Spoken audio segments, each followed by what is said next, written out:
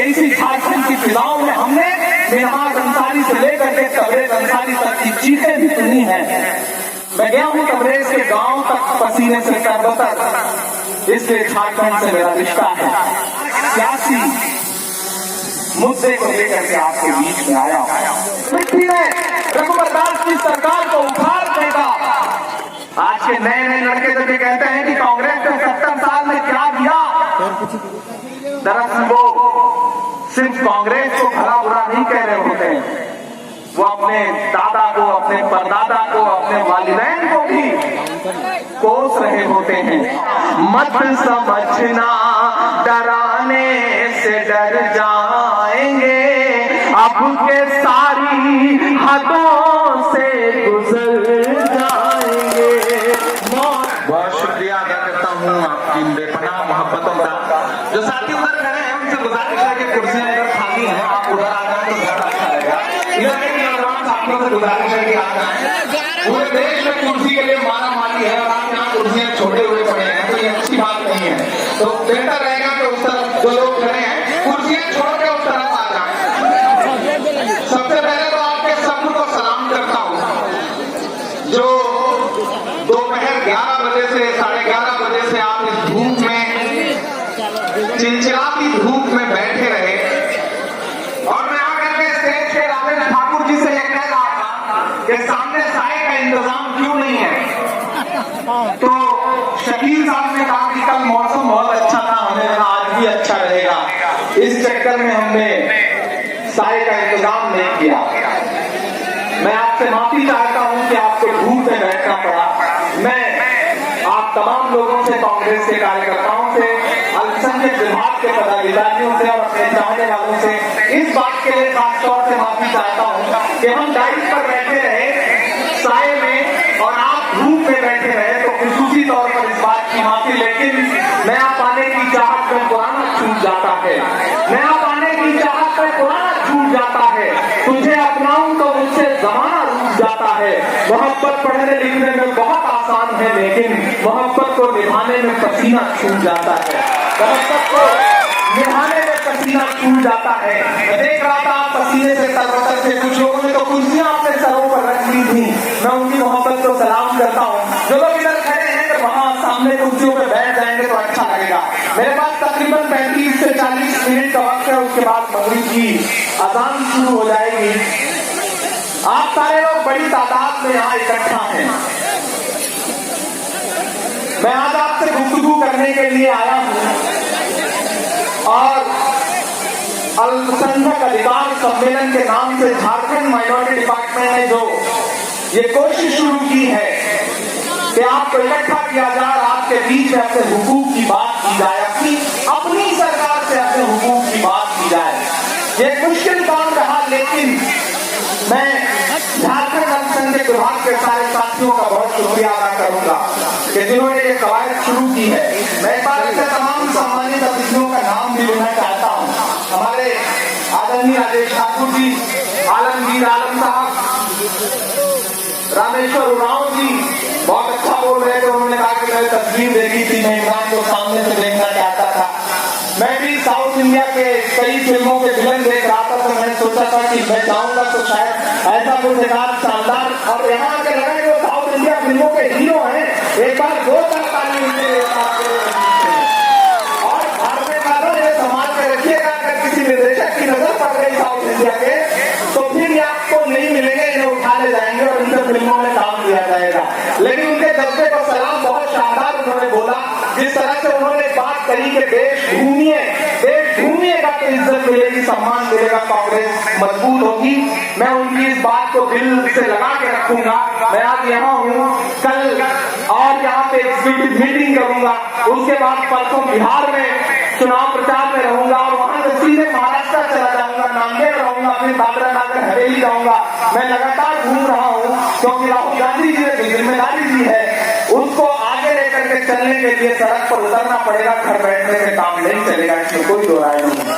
रामेश्वर राव जी, यहाँ पे जो विधायक मौजूद है, मैं उनका भी स्वागत करता हूँ। बंधु सिद्दीकी जी, अंबा प्रसाद जी, विक्सल कुमारी साहब, राजेश कश्यप जी, आदरणीय गुंजन जी, केदार पासवान साहब, सुरेश बैठा जी जो यहाँ अध्यक्ष हैं, बाकी जो मंच पे सारे लोग हैं, इतने लोग हैं कि अगर उनका नाम बार बार लिया जाएगा तो 4-4-5-5 मिनट उसी में जाएंगे।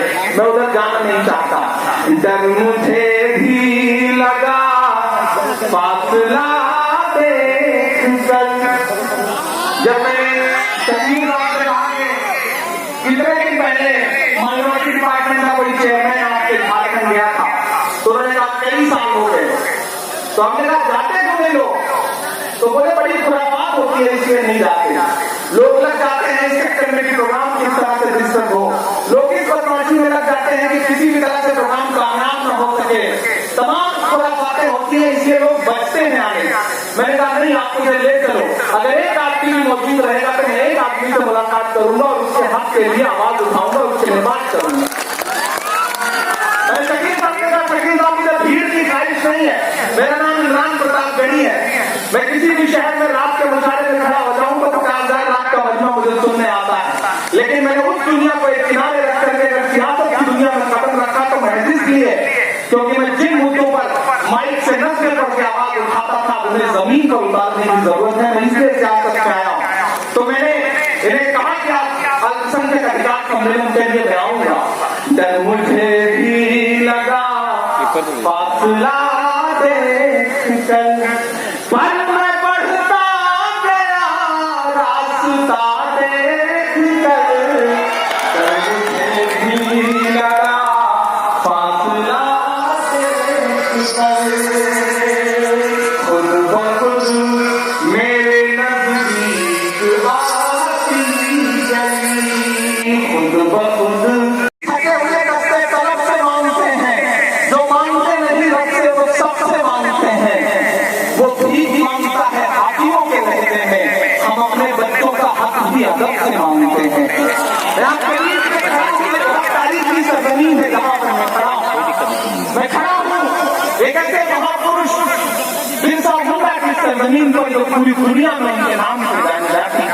मैं खड़ा हूँ शेख भिखारी की सरजमीन पर जो पूरी दुनिया में उनके नाम से जानी जाती है, और मैं खड़ा हूँ ऐसी सरजमीन पर रांची वालों, जिस सरजमीन पर कभी मौलाना आजाद साहब ने अपनी जिंदगी के बेशकीमती 3.5 साल नजरबंदी में गुजारे थे। मैं सरजमीन पर खड़ा हूँ, मैं आपसे गुफ्तगू करने के लिए यहाँ आया हूँ।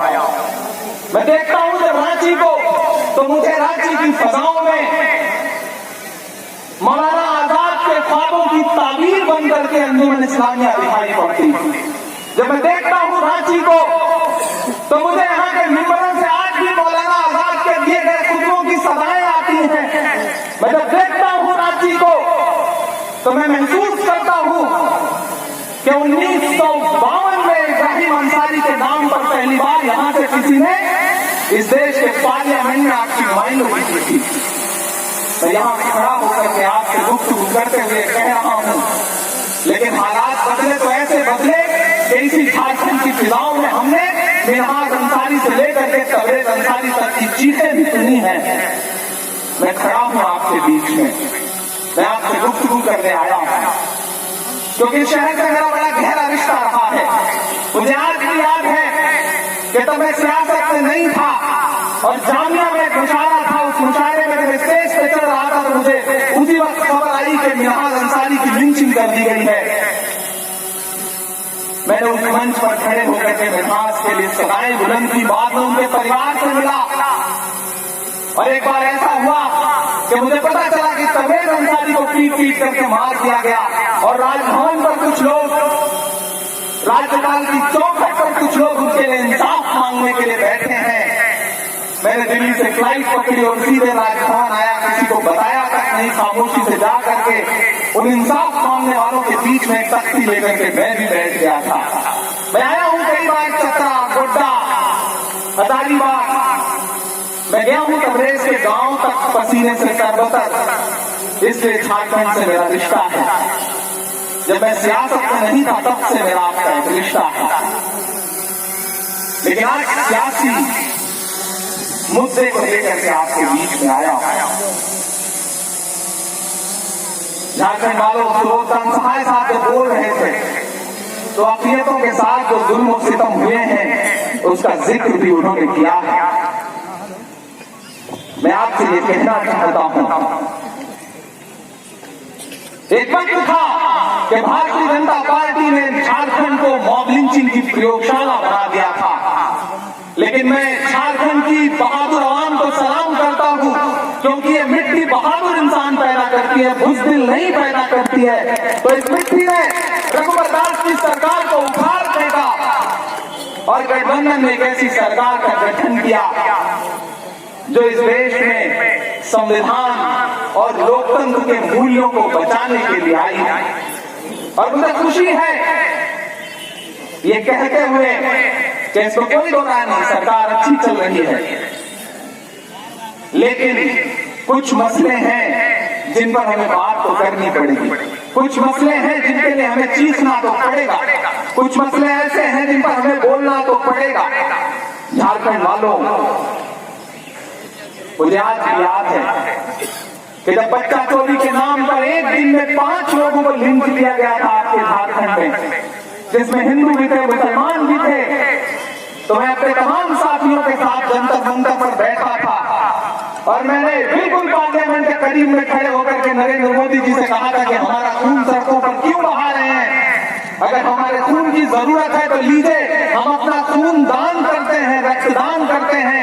ये सेना के जवानों के काम आएगा, ये देश के किसानों के काम आएगा, इसे सड़कों पर मत बहाइए। और हमने अपने चाहने वालों के साथ एक दिन में एहतजाज के तौर पर, विरोध के तौर पर 2816 यूनिट ब्रेड मॉब लिंचिंग के खिलाफ डोनेट किया था, आपके लिए, आपके हुकूक के लिए। तो मैं ये कह सकता हूं कि मैंने आपके लिए पसीना भी बहाया है, मैंने आपके लिए खून भी दिया है। आज कांग्रेस पार्टी में मुझे बहुत बड़ी जिम्मेदारी थी। मुझे याद है 2017 में जब मैं राहुल जी से मिला तो चंद मुलाकातों के बाद मुझे ये महसूस हुआ कि इस देश में भारतीय जनता पार्टी की फासिस्ट सोच के खिलाफ इस मुल्क को अगर कोई बचा सकता है तो शख्स का नाम सिर्फ और सिर्फ राहुल गांधी है। इसमें कोई दो राय नहीं है। इस बात को आज आप तस्लीम करें या 2, 3, 4 साल बाद मुल्क के और बर्बाद हो जाने के बाद तस्लीम करें, लेकिन इस बात को तस्लीम पूरे मुल्क को करना पड़ेगा कि इस देश को राहुल गांधी के अलावा, कांग्रेस के अलावा कोई नहीं बचा सकता है।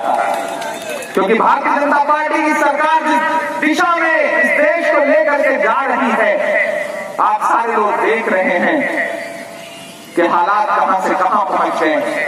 आज अभी मैं स्टेज पे बैठा था और ट्विटर पे ट्रेंड कर रहा है कि किस तरह शाहरुख खान के बेटे आर्यन को फंसाने के लिए बाकायदा उगाही करने के लिए उसे अरेस्ट किया गया और अरेस्ट करने के बाद 25 करोड़ रुपए बाकायदा उगाही के मांगे गए थे। अगर वो पैसे दे दिए गए होते तो उसे जेल में भेजा जाता। अभी मैं स्टेज पे बैठा था तो ट्विटर पे यह खबर ट्रेंड कर रही है। आप अंदाजा लगाइए कि एजेंसियों का किस तरह से इस्तेमाल किया जा रहा है। ऐसे में हमें बहुत मुत्तहिद होकर के, बहुत एकजुट होकर के बोलना पड़ेगा, हमें आवाज उठानी पड़ेगी। क्योंकि झारखंड वालों, मां भी बच्चे को दूध तब तक नहीं पिलाती जब तक बच्चा रोता नहीं है। इसलिए आपको अपने लिए बोलना तो पड़ेगा। अगर नहीं बोलेंगे तो ऐसे लोग हैं जो इस मुल्क को एक ऐसी दिशा में ले जा रहे हैं जहां सिर्फ और सिर्फ नफरत रहेगी। मैं उत्तर प्रदेश से आया हूं, हमें तो ऐसे मुख्यमंत्री नसीब हुए हैं जो काम नहीं करते, सिर्फ नाम बदलते हैं। हम एक सुबह सो के उठते हैं तो इलाहाबाद प्रयागराज हो जाता है, जो कि पहले से ही प्रयागराज था। हम एक सुबह उठते हैं तो फैजाबाद नहीं रह जाता। हम एक सुबह सो करके उठते हैं तो मुगल सराय कुछ और हो जाता है। गरचंद तवारीखी तहरीर बदल दोगे, गरचंद तवारीखी तहरीर बदल दोगे, क्या इससे किसी कौम की तकदीर बदल दोगे? क्या इससे किसी कौम की तकदीर बदल दोगे? जो अक्स उभरता है रसखान की नज़्मों में, जो अक्स उभरता है रसखान की नज़्मों में, क्या कृष्ण की वो मोहक तस्वीर बदल दोगे? नहीं बदल पाओगे, क्योंकि ये मुल्क बना ही है एक दूसरे से मिल करके। मुझे आज भी याद आता है, मैं रास्ते पर फ्लाइट पे सोच रहा था, जब मैं मौलाना आजाद के बारे में बात कर रहा था तो मुझे याद आ रहा था कि एक तरफ 1947 में सरहद के उस पार से खड़े होकर के कोई जिन्ना ये कह रहे थे कि चले आओ इस पार, तुम्हारा मुल्क यहां है। तो इधर जामा मस्जिद की सीढ़ियों पर खड़े होकर के मौलाना आजाद कह रहे थे कि कहां जा रहे हो, यहाँ तुम्हारे पुरखों की कब्रें हैं, ये मुल्क तुम्हारा है। और हमारे बुजुर्गों ने अपने सरों की गठरियां उतार करके रख दी थी। और उस भरोसे की लाज बचाते हुए पंडित नेहरू जी ने जिस तरह से आगे बढ़ करके मौलाना आजाद को अपने सीने से लगा करके इस देश का पहला शिक्षा मंत्री बना करके